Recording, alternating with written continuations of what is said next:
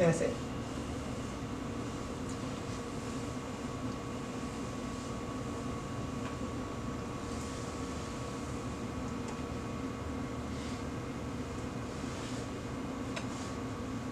That's good. All right. Look at it. Welcome back, y'all. Oh, wait. Damn, I forgot a song.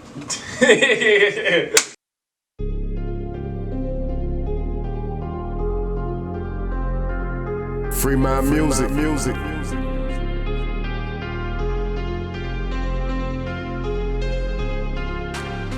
Hey, Jeff and Lex. And we back at it again. Hey, tell your friends that we back at it again. Hey, Monday nights. and we back at it again. Hey. Hey. What's up, y'all? Y'all already know what it is. It's your girl, Lex D, MUA, and I'm here with my boy, Jeffrey Taylor from JeffreyShowLive. and we're back with another episode review of Love and Hip Hop.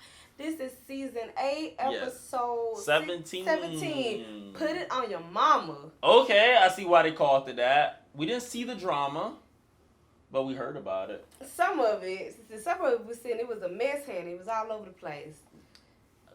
Who's writing this? Whose side are you on, or do you see both? Well, who on what side? Who we talking about? I think Mama D. Okay, you talking about the Erica situation? Yeah, because when we was watching, you really didn't like who. Who side you for? I don't know. I feel like it's he say, she say. I need to see some actions. That's what I'm saying. I think that's where we at. And I'm like, Mona, when did we just start putting storylines in here that we don't see? Like, where y'all didn't film this? That sound like her. Y'all didn't film y'all didn't film the party? There's too But many kids. I guess when did I stop somebody? They still show footage from Mandisi's that party that they had for DC. Yandy and Kimbella, when that whole thing started at what that little boy name? Amir. That kid's birthday party. I mean, they didn't even show the kids, but they show what happened at the function. Oh, okay. You see what I'm saying? Like, we could have said some background action, or they could at least did one of those things. Well, due to we can show this scene or whatever. But anywho, we just get this blow by blow by Erica while she is sitting down with the girls, and she's with Rasheeda's mama, and Carla. Oh, geez. Oh, and we finally get to meet Kurt's first baby mama. Oh, yeah, that was... Her name is Kelly, apparently. She just comes out of nowhere. Yeah, they're good friends with Rasheeda. She's good friends apparently. With Rasheeda, so... Which is which? Anyway. I wanted to one of those situations, like, how you get them is how you lose them, because that's interesting. We don't really know how Kirk and Rasheeda met, or with who he was with when he got with Rasheeda, so... Anyway, moving on. Erica is telling us that at Imani's birthday party, Cece walked up to her mama and Mama D and was like, "What's up? I'm here. Like, I'm here.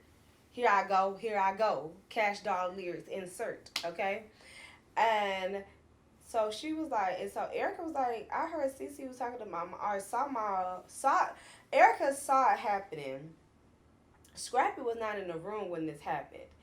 And so Erica, after she sees this interaction between Cece and her mama and Mama D, she tries to pull her aside and was like, "Hey, what's going on? Like, I saw you talking to my mama and them earlier. Like, what's going on? What's good?" And she said, as soon as she tried to do that, Scrap bust in and like, like, you don't need to be talking to her, you need to talk to me, and da-da-da-da-da. And then he started making a whole scene, and apparently it messed up the poor E-Money birthday, and E-Money ran to the bathroom crying, and it was a mess. And then we get Scrappy's side. And it actually was really similar to Erica's, to be honest. He took a lot of accountability.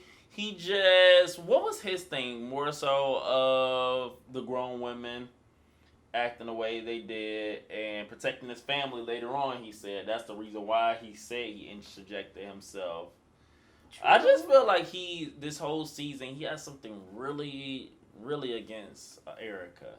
Yeah, and I don't get it. Like, Because Scrap tells Jock and Kurt while they are at the building for the renovations of the Frost Bistro. Yes.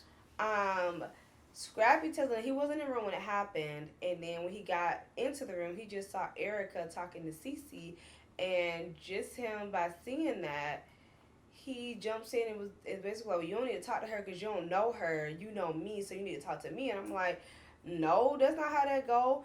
If anybody is disrespecting my mother in any type of way, I'm going straight to the source. What do I need to talk to you for? Erica's a girl behind woman. She can talk to whoever she wants to talk to. And technically, by default, Cece is a part of her family too. So yes, they might have not met, but in a weird kind of way, she's also a grandmother to Imani. And therefore that makes her part of Erica's family. So I don't see what's the big deal about her talking to Cece, like, and why he's so like protective of Cece. Like even earlier in the season, when Cece got into Mama D, he was very protective of Cece. And now again, we got this situation with him and Erica, and now he's protecting Cece again. And I get what he mean by grown women should have been grown women, but after Mama D and Mignon, they really didn't. It didn't really seem like they really got into it with Cece. Mama D was just looking like, well, I don't know why you're doing all this or whatever. It kind of seemed like Erica was trying to be the mature one by pulling her out to the side. Because Erica said she pulled her to a side room, like in a hallway somewhere to talk to her. But Scrappy is the one who brought it out into the party that their daughter even saw anything. So I kind of just felt like he should have just left it between the women. Like I don't think that was really his place to step in. Now, if it would have escalated beyond the conversation, then yes.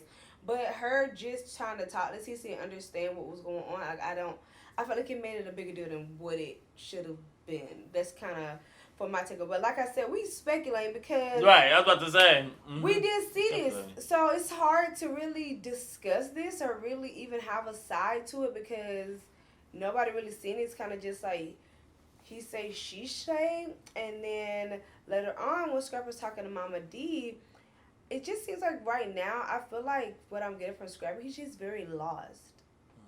I feel like is what I'm getting from him. Like the way he was talking about, you know, being in a car accident, and he's like, it just don't really change his whole perspective, and he's like, but nobody's focused on me, and you over here, you arguing with Cece, and me and Erica not getting along, and bam, we just had a baby, just seems like I'm being forgot about, and nobody's saying about me, and it's all about me. And then he was like, you know, I was trying to protect my family and stuff, and I just feel like, maybe because he was in that accident, it just really make him like, reevaluate and like appreciate life more, and to the point where he's like, especially like men, like you're a man, I don't know if you can speak to this, but like with men it's harder, I feel like sometimes for them to like figure out their emotions, like, and talk about their emotions. And I feel like what Scrappy really needs is a therapy session, because it just seems like you know, he felt like he could have potentially died, and that's, I mean, I've been in a car accident, and that's definitely what it feels like. And so I feel like he's funneling that energy into like, no, I need to do everything I can to protect my family. I need to do this to protect them, and I need to keep them grounded, and I need to do this, and I need to do that. But like I need them here for me. Like I need to protect my family because I need them here for me. It's kind of like what I was feeling, what he was saying. Like he didn't say that, but I kind of felt like that's what his emotions and that's what his actions are saying. It's like, I need them around me to protect me. So I need to do everything I can to keep my family around me, to keep what I feel safe. Because right now, I just don't feel like he feels that, because this accident has kind of like really changed his perspective on life. I don't know. I can see that. I could definitely see him continue to reoccur and bring up the accident and the relationship with Erica, and even having a newborn baby. That there's just a lot going on with him, and I completely agree with therapy. And he needs some sort of help, in my opinion. He was moving, so he just moved back to Atlanta. It seems like, so he just have a lot going on. But in the meantime, we have Erica that's attempting to bring in new life.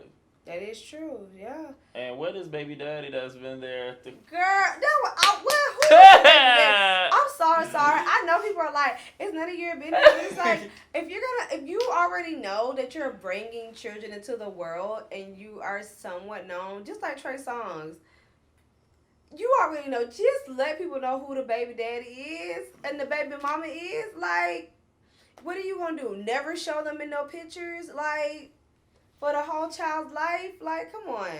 And with Erica, she's making it seem like she's still in a relationship with the twins' father. Yes. So you just ain't gonna never post no pictures of you and your man? Like, come on, come off of it. Like, for real. Like Trey Songz a little bit different because I don't really think he with the girl that he had a baby with, but bro, it's just whack to me. I'm just like, you already know folks gonna be asking. It's like, you might as well just let them, because eventually somebody gonna dig into this. You know, the blog sites always be in this stuff.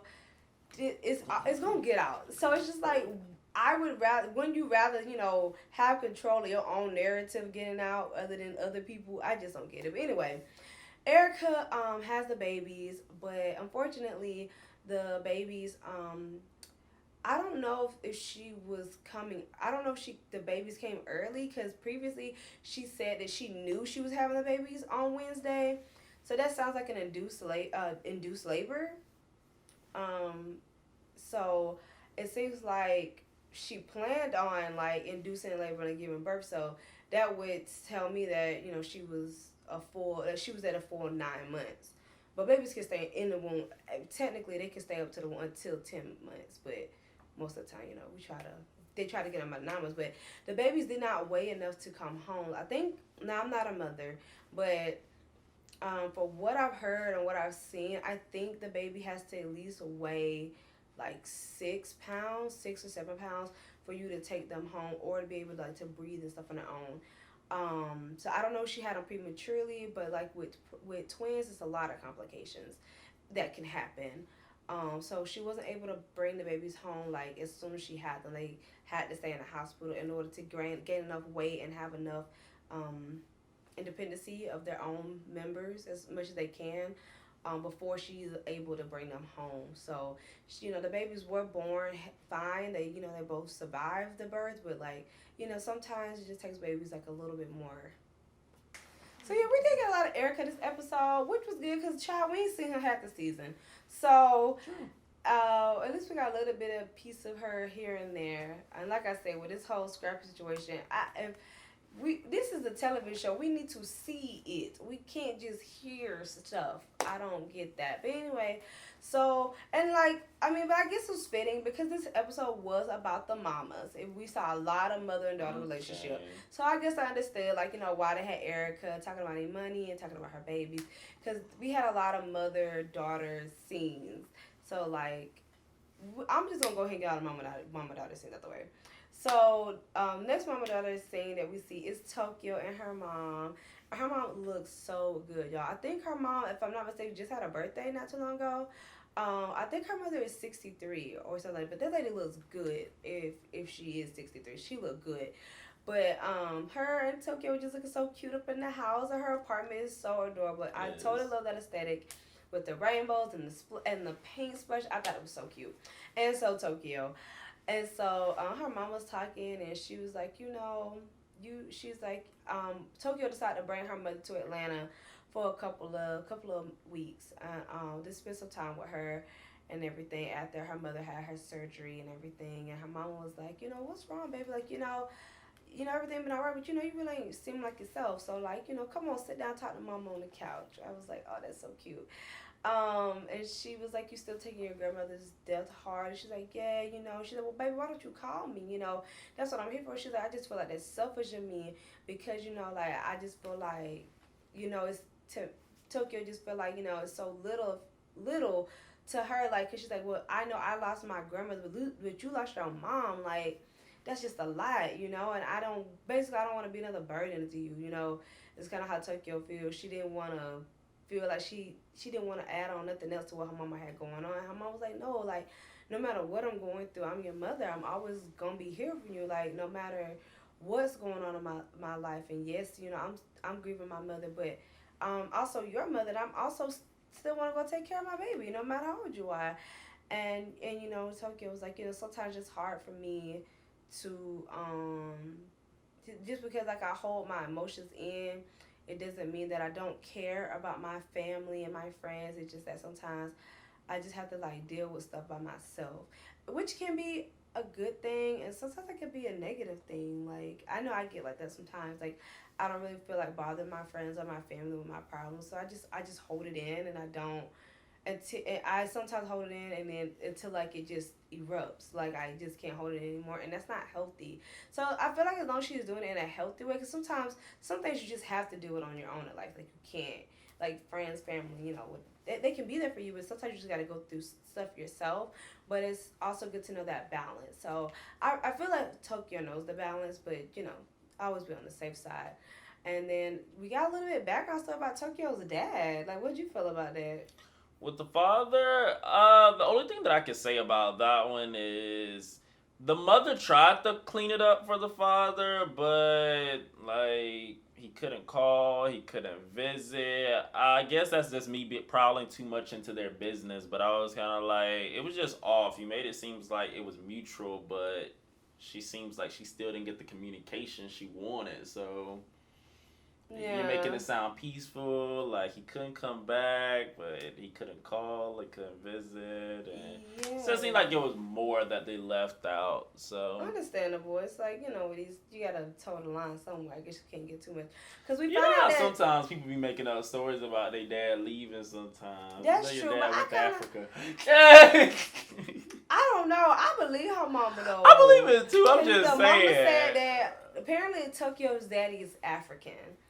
And he, like, met her mom with him. They were married. So, I don't know. Some parts of You the feel story, me? You some feel parts of the me? story had me weak. Because It's I'm like, not. okay, but if he was married to you, he should have been able to stay in the United States because technically, when you marry an American citizen, He you can couldn't stay come here. back.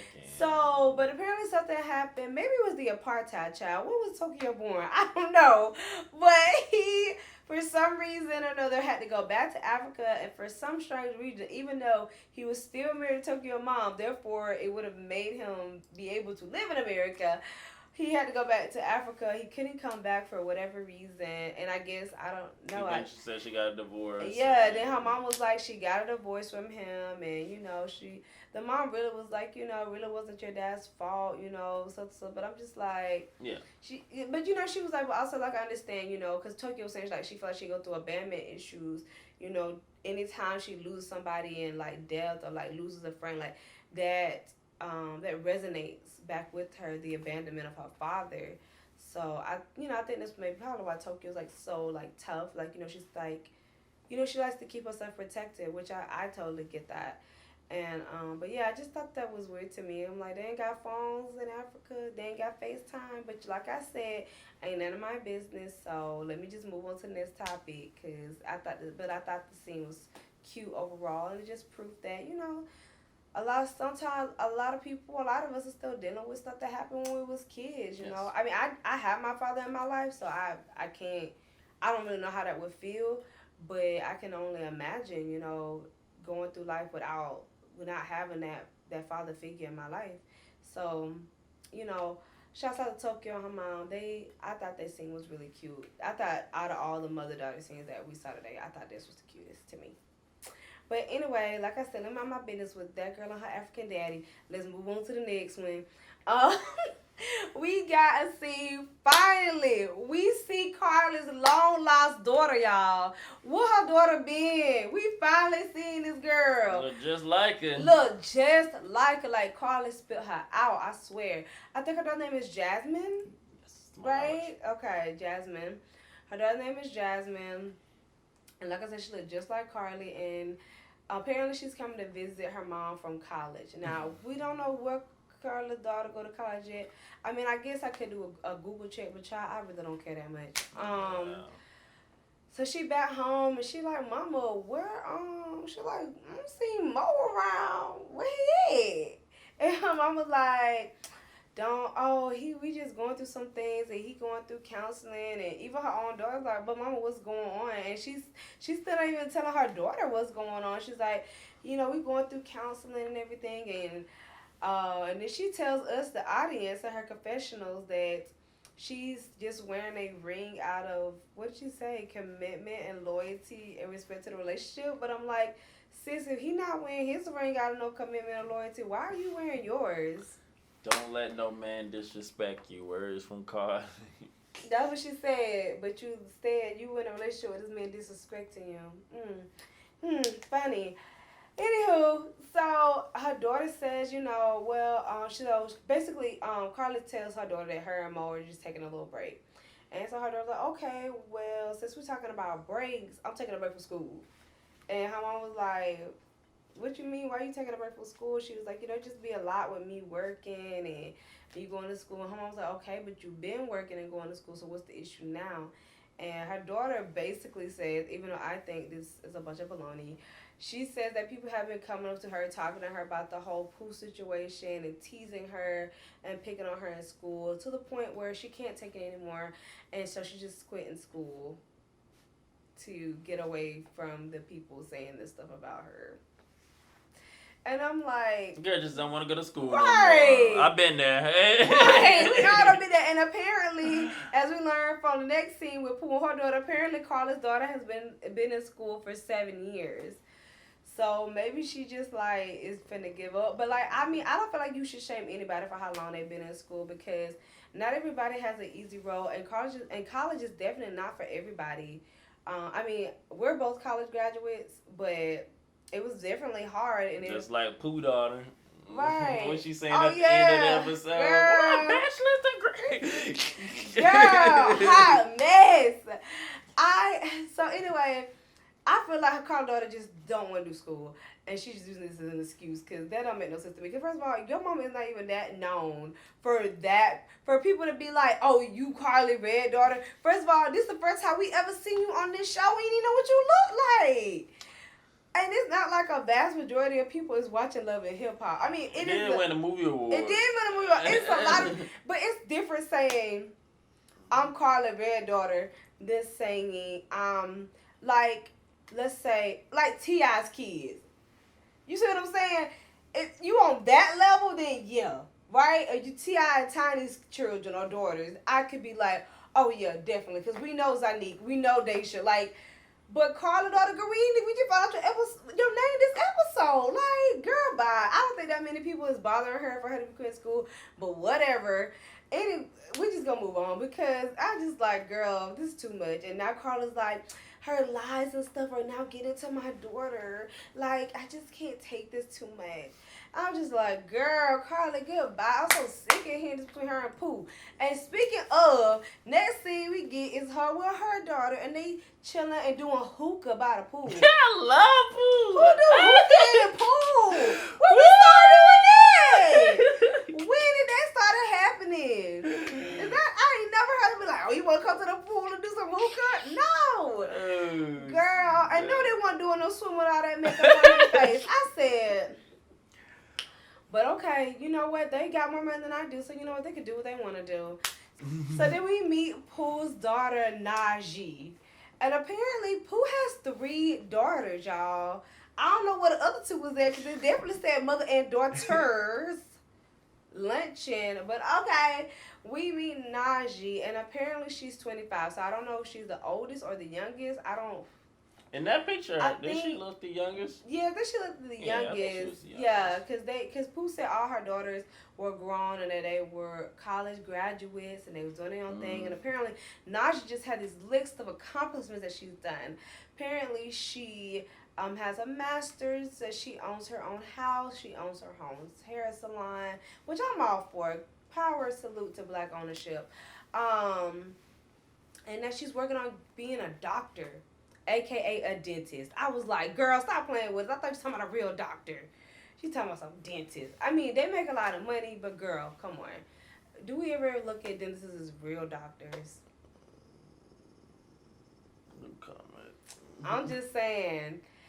Anywho, they sit by the pool and she's like, well, Mom, you ain't got to worry about me. I know, like, I'm really tired and stuff trying to get my PhD, but... you ain't really got to worry about me so much, And she's like, well, I'm your mother, honey. I'm going to worry about you until I die, you know what I'm saying?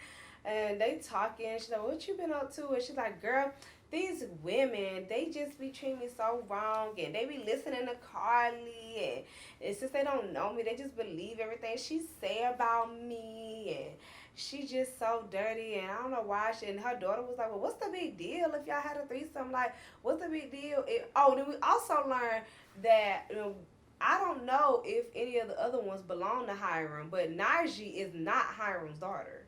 That is her stepfather.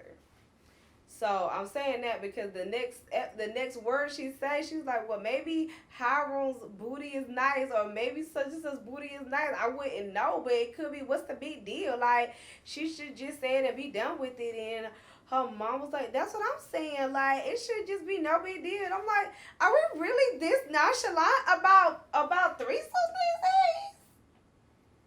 Because they making it seem like it is just nothing. I'm asking. Oh, I threesomes is normal to me personally. Ooh, Lord. Clutching my pearls. Ooh. I mean, I'm talking about like in societal. Do you feel like that's just something that's just like casual? Like if somebody said, "Oh, I had a threesome with JeffreyShowLive," you would be like, "Oh yeah, no big deal." You would just be chill about it. But I think that it's going along with so much of how we talked in the interview that things are kind of changing with emotions and everything. That I think that even sexually, people are a little bit more. Now, I personally still wouldn't just put my business out there like that. But if it was like a personal friend setting or something, I would definitely have a conversation, or I wouldn't be ashamed to answer. But there's just some things that I feel like you're not embarrassed to say, or that you're not ashamed of, but you still don't initiate it. Right. I would never just stop.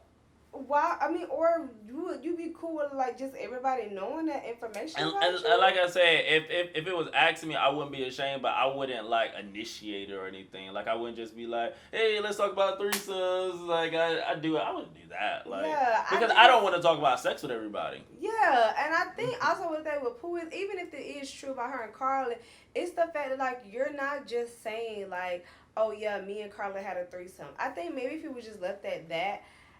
Like I said, I don't know if it happened or not, but let's just say it was just that, right? They did have threesome.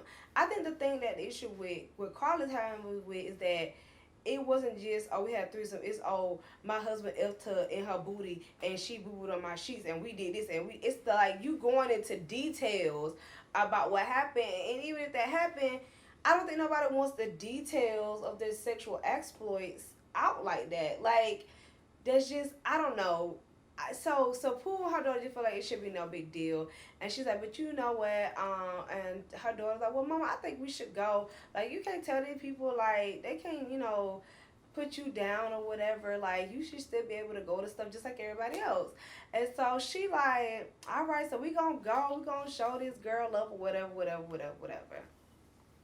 Child, and then we get to the dinner. I thought it was very beautifully decorated. I love the decoration. I just didn't understand why everybody was sitting at different tables. That didn't really make sense to me. I thought it was about all the mothers and daughters coming together, because I'm like, if I just want to hang out with my mama, I could have just went out with my mama. Just me and her by myself. Like, what do I need to be in a room with other people? Anyway, all the mothers and daughters sitting at these separate tables. And, of course, Shekinah is hosting this stuff. And also, Rasheeda, stop hosting events. Every event you done hosted this season been trash. All on end and horrible. Security always get called in. You had the thing at the cabin. That went left. You had the seminar. That went left.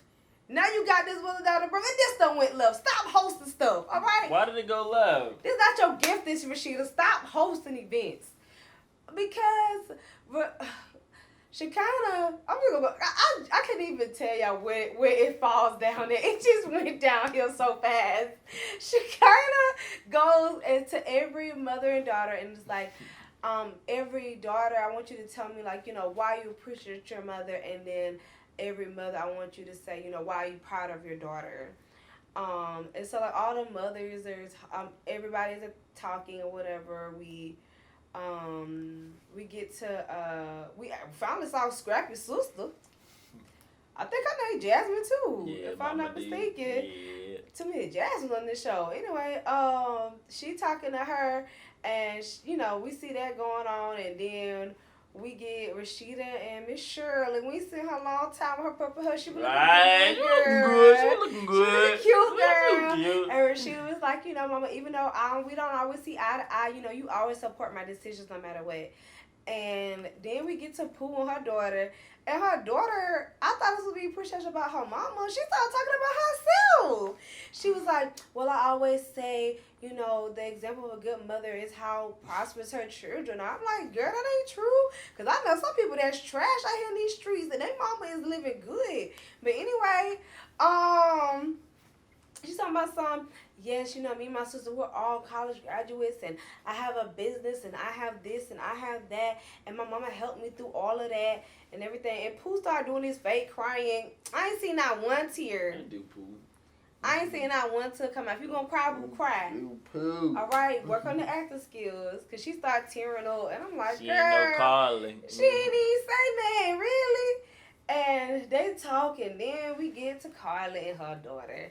And, Carla's like, well, I know y'all never, probably this y'all first time meeting my daughter. This is my daughter. I keep her protected. I don't show her a lot because I want to protect her. Which I understand because people are very harsh, especially when it comes to folks' kids. I believe it. So she's talking to her, and Carla starts saying, she's like, I'm proud of my daughter and everything she does, and it's just sad that she can't even finish school without, people saying stuff about her because of me. And she's like, I just want to let her know and everybody know that I took a lie detector test. She get out this folder. So dramatic. She got this folder. It's supposed to be a lie detector test. She's like, it's, all these accusations and everything. And then Pooh just jumps up. She's like, what accusations? What accusations? What you talking about? What you talking about? Then we got Carla's daughter. She hop up. She's like, you ain't gonna tell the woman. She up here taking her shoes off, acting like she finna rush Pooh. We never saw them come even close because Carla was on this side, Pooh on them on this side. So I don't know where she thought she was going.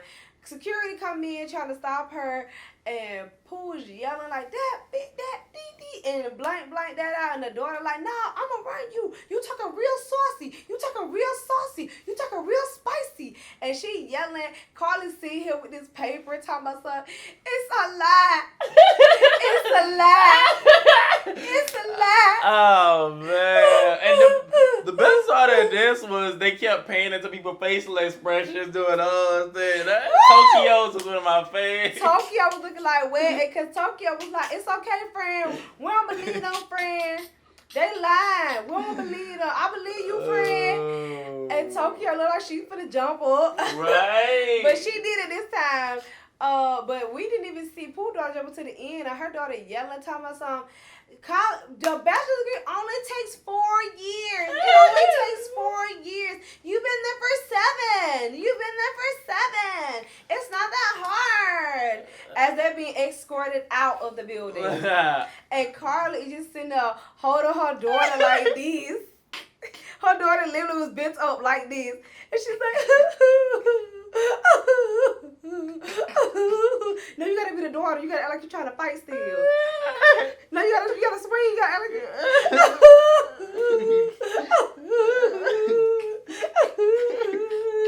and I was like, what is going on? The daughter is over here cussing people loud. She's trying to fight. Carla just hold her crying.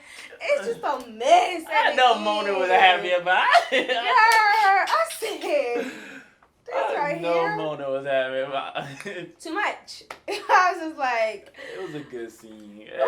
I guess, y'all. I just couldn't believe it. I was just like, wait, this right here is just too much. Some of it felt too fake, too forced. I just was like, Carla, these tears, child. How many times she gonna cry on this season? Sick of her in these tears. But that was like how all the mother-daughter stuff went down.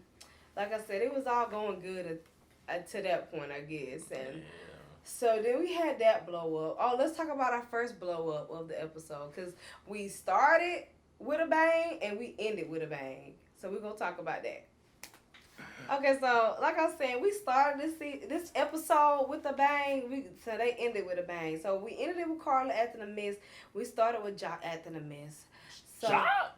Right. Girl, so after Jock leaves talking to Kirk and Scrappy, he's like, I need to find out what's going on with this game of telephone and how it ended up me in the dollhouse with Kendra. Because apparently Kendra has moved out.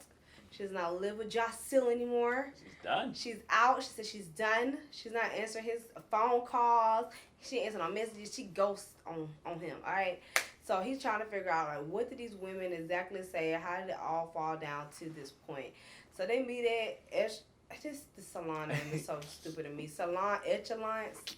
Like, it sounds like you're saying the same word again, but you try to make the second word sound more fancy. But anyway, he meet up with Shekinah, Sharonda, Karlie, and Cena. Ooh, there's a lot of S's. At the salon, and he's like, "Well, I want to understand is what happened with y'all that y'all told Kendra, like, what's going down." So Shekinah is first, and she's like, "Now I'm gonna let you know that I did say something to Carla. Like, I did say that I heard this stuff with her." And then Cena was like, "Well, I'll be the one to say that Carly is not," because as soon as she kind of was like, "You ain't say nothing to Kendra, did you, Carly?" And Carla was like, "No, I ain't say nothing to Kendra. Like, I just talked to Cena." Got her number. Shiny got her number. Like, and so Cena was like, "It was me. I'm the one who told Kendra because I heard from Carly that, you know, you was doing stuff at the salon." And Carla was like, "Well, Cena, I ain't even really tell you like that. Like, you said you had heard about some stuff about Jock, and I just said I heard some stuff about Jock at the salon, and that was it." And then Sharonda was the last one to kind of like fess up to her part, because then she kind of was like, "Yeah," and then I heard it from Sharonda. And Sharonda was like, "Yes, it was me. I did say that. Like, I did say that." Because he was like, "Who I be flirting with?" And she was like, "No, you know you be flirting with girls at the salon." He was like, "Who I be flirting with or whatever." And Carly, I don't know what's up with Carly, act like she finna leave. Like, she always gets up, act like she finna go, but she don't leave. Like, she just kind of like take a few steps, and then she turn back around, and she starts talking to Cena or whatever. She's talking to them, and it's, I guess Jock not really getting the answer that he wants, honey, because Jock went and got mad and started throwing chairs.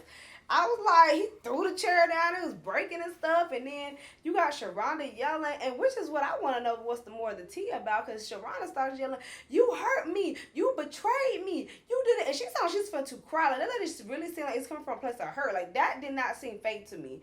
And I'm like, "Girl, what he do to you?" Like, she really was like in her feelings, and I'm like, "Girl, what did this man do to you?" And Jock is yelling, not the police, the security is on him, and he's like, "No, y'all don't do this with me," or whatever. He said, and then, because Jock starts kicking everybody out. He's like, "Carla, you can go. Say you out of here. Sharonda, I want to see, this business is over with. I'm done doing this with you." And then that's when Sharonda's like, "You hurt my feelings. You betrayed me. You hurt me so bad. Ain't nobody hurt me like you." And Carly dips out. Cena is still there trying to like calm Jock down. They got Sharonda over there in the corner, and I don't know why she kind of thought with her little stuff, because she kind of really do have Jock back. Like, she kind of like him as a brother. So she's like, "Hey, bro, no, relax." She tries to like reach out and like, I guess, calm him down.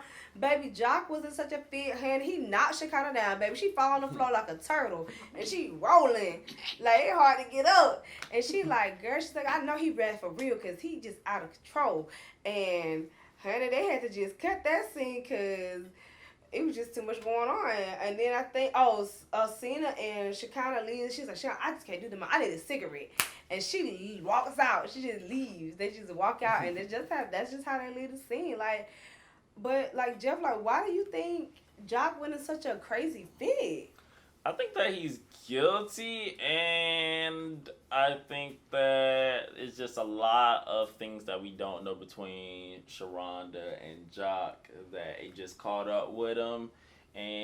But there's been so many lies about the Kendra and Jock relationship that they've been together for 5 years that I'm kind of like, why are you so upset, man? Like, I guess he did have a good thing, potentially. I don't know. I just felt like he definitely be messing with them girls, and that's my opinion. So he's just upset that he got caught.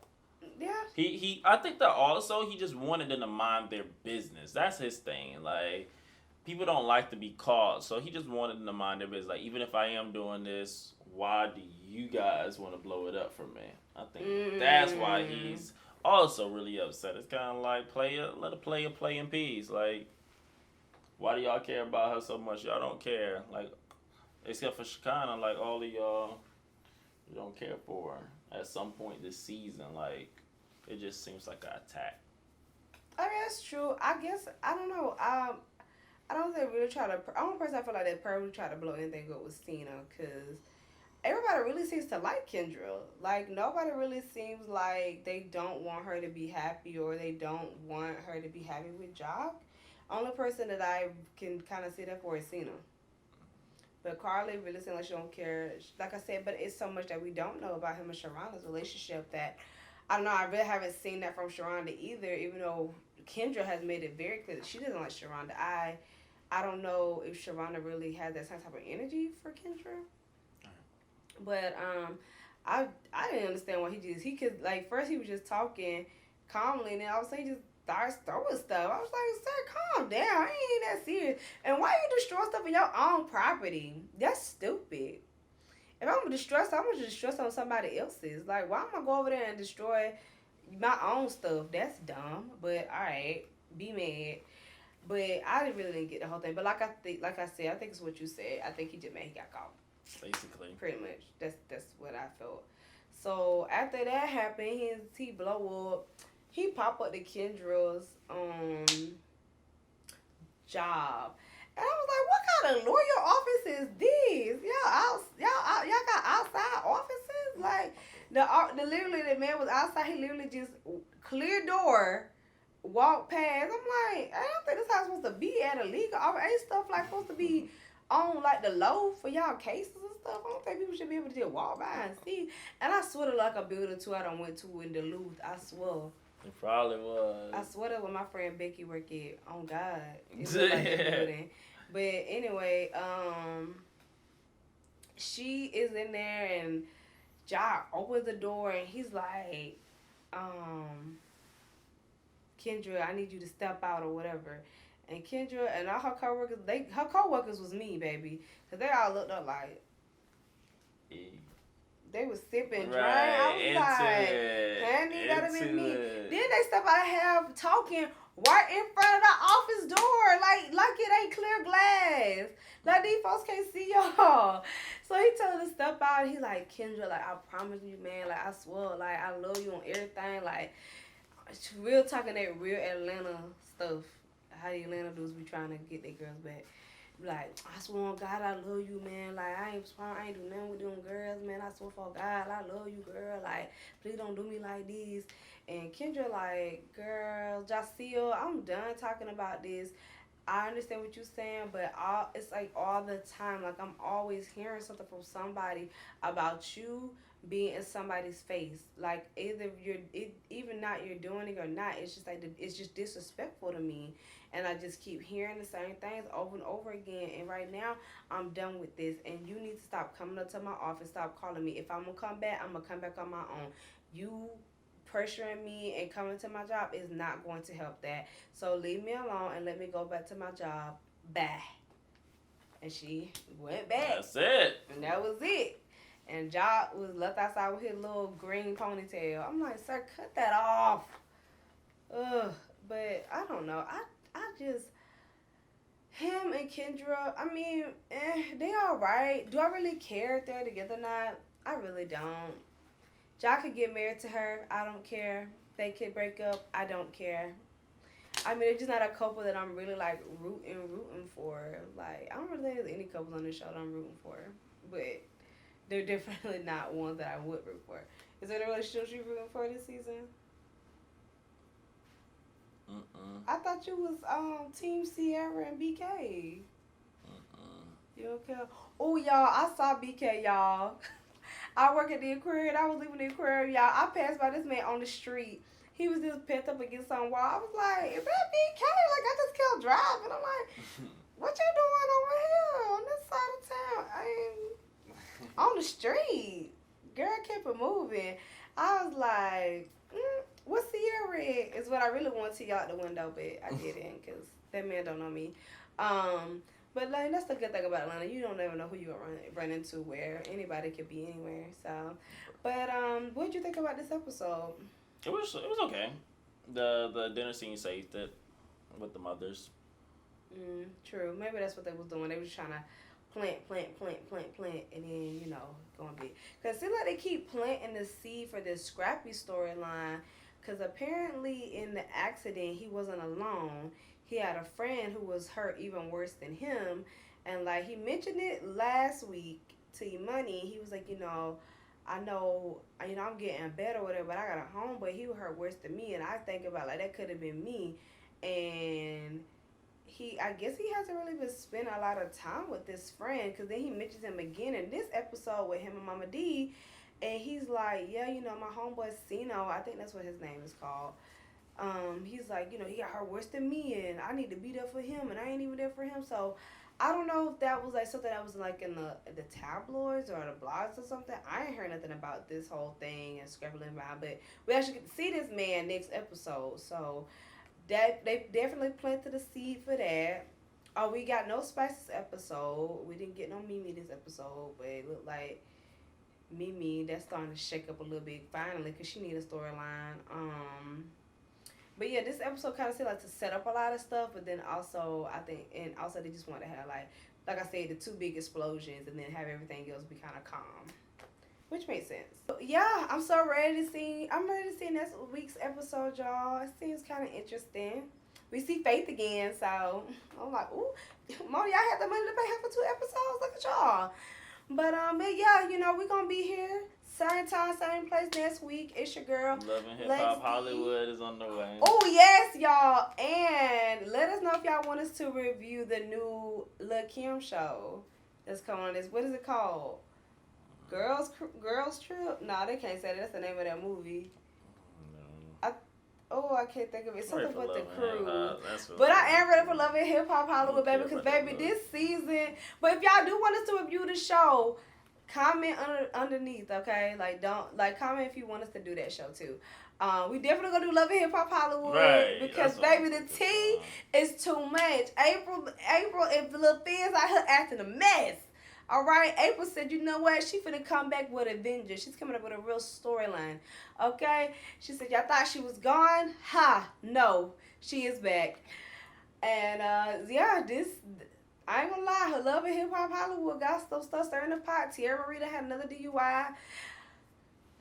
Poor child, she just can't catch a break. Apparently Princess is on this season. She is. That you know shocked she me. was gonna be. Moniece is back, so yes. And then we saw A1. A1 over here thinking he got Maxwell voice. This season look like a stacked. And then Raz B is gonna be on it too. For real, he gonna be on this season. He signed the massive contract during the tour, so. Child, that should be funny. Cause Raz B, he's low key. He sound like he just needs some help. He's like he might be on the crack. But I don't know. I just, from what I see on social media, just but I can't wait to see it. But we always gonna be here for these shenanigans. So we're gonna catch you next week. It's your girl Lex D MUA. This is my boy Jeffrey Taylor from Jeffrey Show Live. And we'll see y'all next week.